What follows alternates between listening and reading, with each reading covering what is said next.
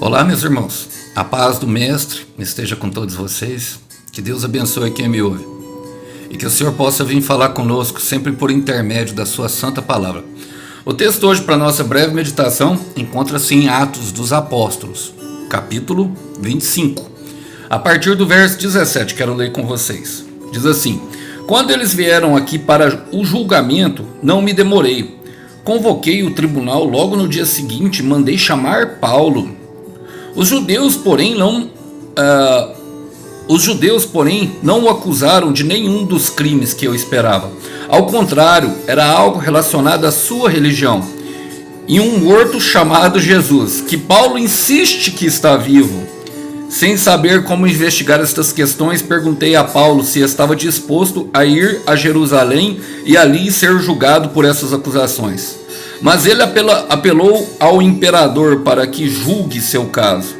Por isso, ordenei que fosse mantido sob custódia, até eu retornar às providências necessárias para enviá-lo a César. Então Agripa disse a Festo: gostaria de ouvir esse homem pessoalmente. Glória a Deus. Irmãos, muitos dos que me acompanham aí já há um tempo sabem que eu gosto muito dessa passagem aqui, a qual Paulo está na prisão. Ela traz bastante aprendizado de como o Senhor age em meio às nossas dificuldades e de tudo aquilo que Ele está construindo dentro do nosso coração quando se refere ao nosso testemunho. Irmão, irmã, eu quero falar com todo amor e com todo carinho para você. Você é um testemunho vivo do Senhor. Enfrentar toda dificuldade, se manter de pé, é difícil, não é fácil. Muitas pessoas desistem no meio do caminho. Muitas pessoas, não aguentam a pressão e desviam, e não chegam onde tem que chegar. Se você está aqui ouvindo a mensagem, é uma clara evidência de que você tem a vontade de agradar ao Senhor.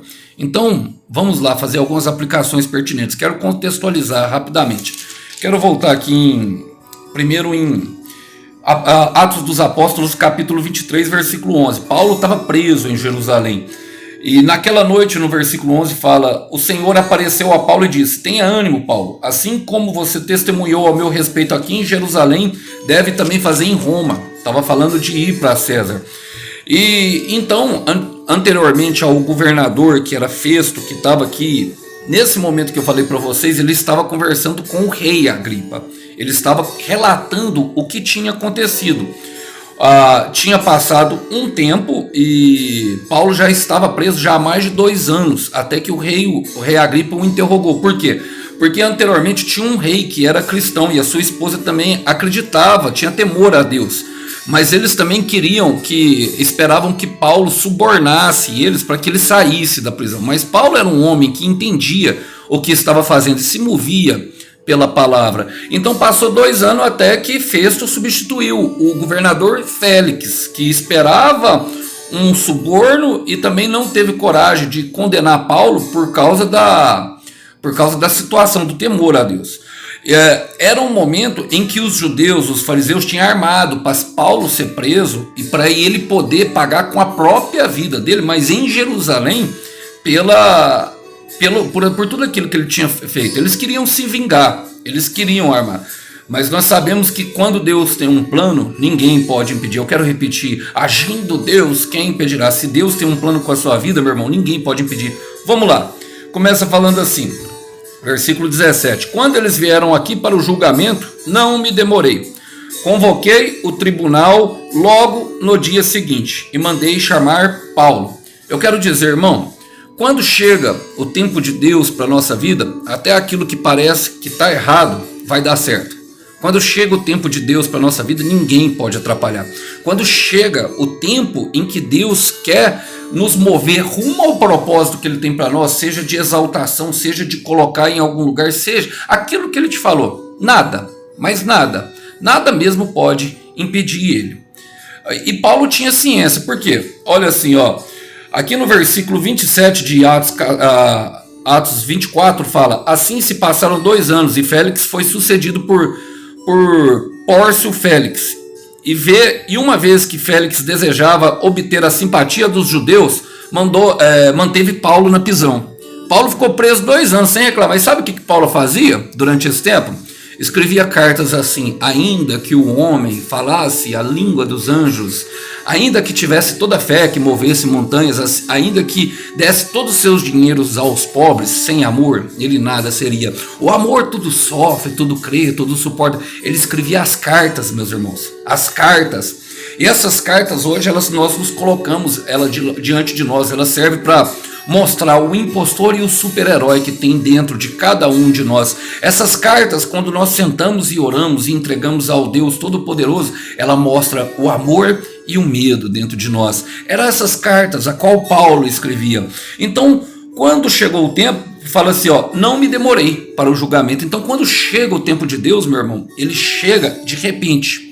Ele chega de uma vez só e nada pode impedir. Olha, ele convocou o tribunal logo no dia seguinte e mandou chamar Paulo. Eu quero ler com vocês um versículo que está em Salmo, capítulo 90, versículo 12. Porque o que faz um homem igual Paulo, por exemplo, ficar escrevendo cartas e aprendendo cada vez mais? É um senso de propósito gigantesco, não é verdade? Estava em prisão, homens presos, andando pela rua, homens livres em celas, homens presos andando pela rua, homens livres em cela, sabe? Paulo aprendeu a controlar o sentimento, por quê? Olha, Salmo 90, 12 fala: ensina-nos a contar os nossos dias, para que o nosso coração alcance a sabedoria. O entendimento do tempo e da palavra, Paulo se movia por aquilo que ele sabia. Jesus falou para ele: é importante que você vá para Roma, sabe? É lá que você vai testemunhar o meu favor.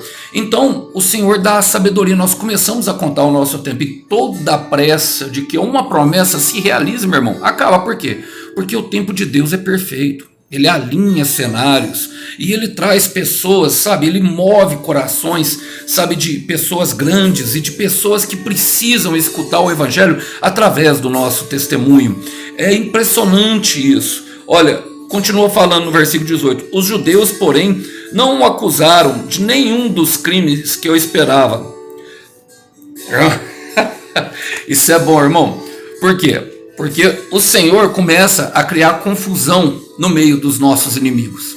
Os nossos inimigos são todos envergonhados e confundidos. Eu gosto de Salmo 25, fala assim, ó Senhor, entrego a Ti a minha vida, confio em Ti, meu Deus. Não permitas que eu seja envergonhado, nem que meus inimigos se alegrem com minha derrota. Quem confia em Ti jamais será envergonhado, mas os que buscam enganar o próximo serão envergonhados. E era justamente isso que estava acontecendo. Os judeus tentavam enganar o próximo. Paulo tinha entregado a vida, assim como o salmista, confiando tudo a Deus do que ia virando.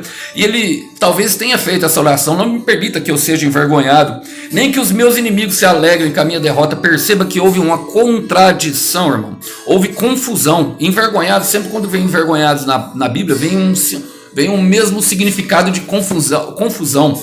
Olha, ele ainda, o salmista dá uma ideia, fala assim: que sejam confundidos os meus inimigos. E nós percebemos isso claramente, porque Festo esperava que os judeus acusassem ele de alguma coisa em relação a Roma. Por que os judeus precisavam da autorização de Roma? É bem simples isso, quero explicar rapidamente.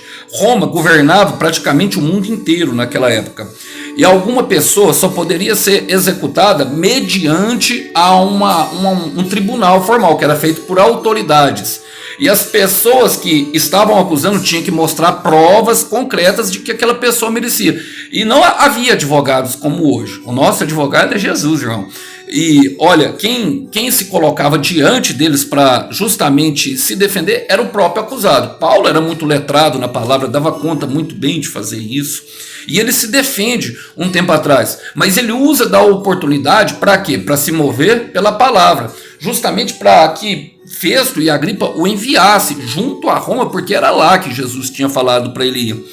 E olha, aí começa toda a confusão. Eles não esperavam aqueles crimes. Os crimes, o próprio Festo fala, ao contrário, era algo relacionado à sua religião, a um morto chamado Jesus, que Paulo insistia que estava vivo. A religião, meus irmãos, ela mente para nós. Eu quero repetir isso. A religião, ela mente, ela chega com conjuntinhos de regra, ela chega com algo que às vezes pode trazer ao nosso coração uma certa esperança, mas é temporária. Por quê? Porque o Jesus dela está morto. mas o nosso Jesus está vivo. Me lembra de uma passagem, justamente porque muitas vezes nós procuramos em lugares mortos, nós procuramos em lugares aonde Jesus não está. Jesus não está na religião, meu irmão. Jesus não está, sabe, em conselhos de homens. Jesus não está, sabe, na sabedoria humana, nas nossas razões. Jesus não está em nada disso. Jesus simplesmente, ele está assentado ao lado do Pai. Ele vive e ele governa, e ele tem todo o poder. Ele se desloca no nosso meio e ele habita em nós por meio do seu Espírito Santo em nosso coração, nos dando aquela sabedoria que eu falei do princípio, de nos ensinar a contar os nossos dias para que possamos viver um propósito real e verdadeiro, instituído pelo Todo-Poderoso Deus. Olha, em Mateus capítulo 28, no versículo 5, quando Maria Madalena e as mulheres vão de frente ao túmulo, chegam lá, a pedra está removida. E no versículo 5 elas encontram com o anjo e falam assim: então o anjo falou com as mulheres, não tenham medo. Então talvez seu coração esteja temeroso, meu irmão, seu coração esteja temeroso, porque assim como Paulo, talvez você esteja de frente de pessoas grandes que queiram lhe acusar e queiram lhe envergonhar. Talvez você esteja em prisão, talvez você esteja em cadeira de rodas, talvez você esteja preso pela enfermidade ou pelo próprio Satanás. Eu quero te falar uma coisa, meu irmão, tá tudo mesmo contribuindo. Essas coisas estão te levando ao teu propósito. Olha, o anjo disse, então eu quero falar como o anjo disse, não tenha medo. Sei que vocês procuram Jesus, que foi crucificado. Ele não está morto. O meu Jesus não está morto. O meu Deus, ele vive e reina. O nosso Deus, ele vive e reina. Olha, ele não está aqui, ressuscitou, como disse que aconteceria. Ressuscitou. Paulo insistia, tem alguns malucos ainda que insistem em falar que esse Jesus está vivo por aí, tá, meu irmão, fazendo as mesmas maravilhas. Hebreus 13:8 fala que Jesus Cristo é o mesmo ontem, hoje e será o mesmo para sempre. Ele não morrerá. Malaquias 2, versículo 6, eu sou o Senhor e não mudo, eu vivo eternamente. Ele é antes de que houvesse dia, e é importante porque ele não pode vir a ser, porque ele já existe antes de todas as coisas vieram dele. Então a religião insiste em matar aquilo que nós acreditamos. Para quê? Para que nós não venhamos a ter esperança de que dias melhores nos esperam, de que as nossas promessas vão se cumprir mesmo, e que tem um que é todo poderoso, o leão da tribo de Judá, que luta por mim e por você, meu irmão. Continue crendo. Continua, sabe, insistindo, assim como Paulo, que ele vive, a sua esperança vive, a sua fé vive, a sua coragem vive. Da onde brota a sua força tem vida. Ele vive, meu irmão, ele vive, minha irmã. Olha, sem saber como investigar essas questões, perguntei a Paulo se estava disposto a ir a Jerusalém e ali ser julgado por essas acusações. Eu quero te dizer, meu irmão, nesse momento o inimigo começa a trabalhar. Por quê? Porque ele está perguntando a opinião. Nesse momento o inimigo começa a trabalhar. Romanos 8, versículo 28. Todas, exatamente tudo. Tudo que você está passando, meu irmão, tudo que você está passando, todas as coisas, tudo que você tem vivido, toda dor, toda angústia, todas. Talvez até vergonha, talvez até confusão, todas. Exatamente todas as coisas cooperam. Todas as coisas cooperam para o bem daquele que ama a Deus. Todas as coisas cooperam para aqueles que amam a Deus segundo o seu propósito. Está cooperando. Talvez você esteja no quarto, no momento, olhando essa mensagem, pensando o que pode colaborar. Deus está te escondendo para que você não atrapalhe o projeto que Deus tem para a sua vida. Aquele financiamento da casa própria, aquele empréstimo do banco, o Senhor mesmo vai lhe devolver, sabe? Vai colocar o dinheiro, te dar estratégia e oportunidade para que você crie o seu próprio negócio e não dependa de homens. Aquele namoro que você pensou que era da sua vida, Deus vai encaminhar um homem e uma mulher que te ame como você merece. Até o casamento separou, serve justamente para que vocês deem, para que nós demos valor justamente àquilo que importa. A família, todas as coisas, tudo. Deus faz cooperar para o bem daqueles que amam dele. Ele vai cooperar. Nós não entendemos agora, mas você vai entender os planos de Deus, nós só entendemos lá na frente. Olha, E foi justamente nesse momento, porque ele fala aqui, e Paulo fala assim, ó, olha o que Paulo fala em Atos 25:11, fala: se fiz algo para permanecer, para merecer a pena de morte, não me recuso a morrer. Olha a coragem. Mas se sou inocente, ninguém tem o direito de me entregar a estes homens. Eles tinham pedido para ir para Jerusalém, mas Paulo queria ir para Roma, conforme a palavra de Jesus. Eu apelo para César. Bom, então ele fala: por isso ordenei que fosse mantido sob custódia, até tomar as providências necessárias para enviá-lo a César. Já tinham decidido, iriam enviar. Vai se cumprir, vai acontecer, vai se cumprir tudo que foi declarado, meu irmão, sobre a sua vida. Não importa onde você esteja, não importa o que aconteça, não importa no meio do caminho, quantas vezes você caiu, não importa, não se trata de nós, se trata de um Deus Todo-Poderoso, que vem regindo a humanidade e que escreveu as cartas, que provam que tudo que ele fala que é verdade. Elas provam, tentaram destruir, mas é verdade. O que sai da boca de Deus não volta vazia. Olha, mais do que isso, vai ter pessoa grande querendo te ouvir. Então Agripa, o rei, disse a Festo: gostaria de ouvir esse homem. Aqui mais uma palavra, eu gostaria de ler uma palavra que saiu da boca do próprio Jesus. Mateus capítulo 10, versículo 18. Por minha causa, serão julgados diante de governantes e reis, mas essa será a oportunidade de falar ao meu respeito. E eles aos gentios, e aos gentios. Quando forem presos, não se preocupem com o modo como responderão, nem o que dirão. Naquele momento, as palavras certas lhes serão concedidas, pois não serão vocês que falarão, mas o Espírito de seu Pai falará por meio de vocês. Então Agripa disse a Festo: gostaria de ouvir esse homem pessoalmente. Vai ser pessoalmente. O que Deus tem com você é muito pessoal. Isso é um projeto, irmão. Isso é um projeto, minha irmã.